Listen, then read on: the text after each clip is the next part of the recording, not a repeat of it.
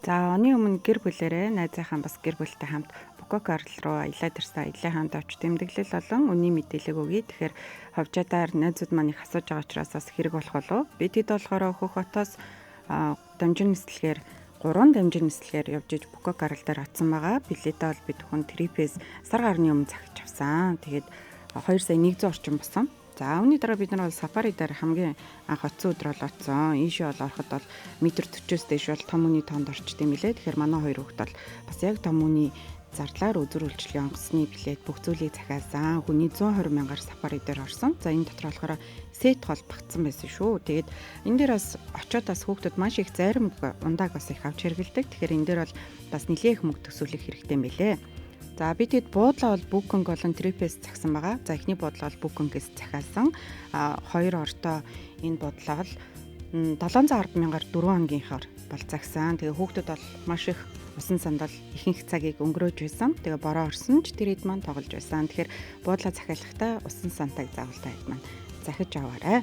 За Wim Wonders дээр очиж тоглосон. Wim Wonders-ын тикетийг бол Trip-ээс захиж авсан. Тэгэхээр хүний бол 120 орчим мянган төгрөг болж исэн. За энэ дотроос бид хүн буфет хоолтой захиж авсан. Дотроо бол юм аква парк. За тэгээд усан тоглоомууд, экстрим тоглоомууд гэдээ маш их сонголттой бүтэн өдөр яваад бол үнэхээр амжигдгүй юм байлээ. За тэгээ метр 40-оос дээшээ доошоо хүүхдүүд хаана тоглох вэ гэсэн тоглоомуудынхаа яг хэсгээр бол байд юм лээ. Манай хоёр бол метр 40-оос доош хүүхдийн тоглоомууд дээр очиод бол тоглож болохгүй гэж бодсон байгаа. За тэгээд монголчууд маань маш их явж байсан. Дараа нь бид нэр Starfish орсон байгаа. Starfish руу ийм усан заваар том хүний 25 хүүхдийн 15 мянган төгрөг орчим төгрөгөөр нэг 10-аас 15 минут орчим яваад яг 70 одтой хэсэг дээр очдог. За тэгээд очиод бол маш олон хүмүүс тийч бол зураг авахлаад ингээ байж байсан. Тэгээд үнэхээр бол бас ингээд эргээд дагаад ингээд 70 однод нь маш их байдаг юм байлээ. Тэгээ бид хэдийн үед бол анх удаа яг юм 70 одыг бол боддоор нь харж үзсэн.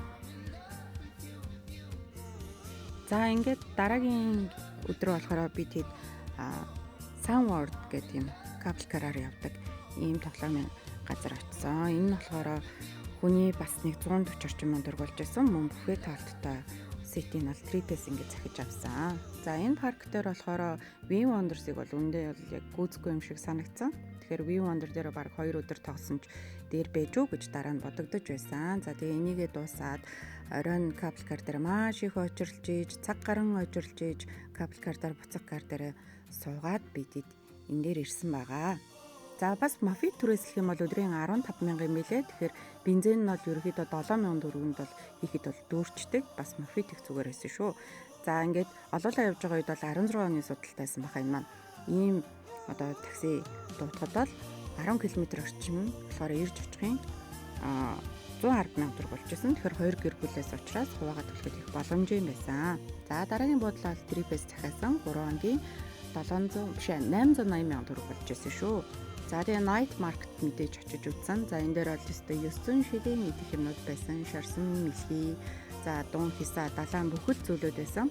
За нэр бас мангоны бас баг их орон гэж хэлж болохоор юм байлээ. Тэгэхээр манго жимс бол маш боломжийн үнэтэйсэн. Тэгэхээр очилтаа заавал авч идэрээ. За буцаж ирэхдээ бол бид нар хүний нэрийн шууд нислэгээр буцаж ирсэн байгаа. Тэгэхээр хүний нэрийн шууд нислэх маань болохоор нэг хүний 700 мянган төгрөг байсан. Нийтдээ 7 цаг гарan явж ирсэн байгаа. Тэгэхээр нийт ерөнхийдөө манай гэр бүлийн зардал бол 11 сая орчим төгрөг болсон. Энэ дээр бүх үзүр үйлчилгээ, бүх одоо зардлууд багтаад ийм басан байгаа шүү. Хуваараа бүх зүйлийг урьдчилан захиалах юм бол ийм үнээр явах боломжтой юм билээ.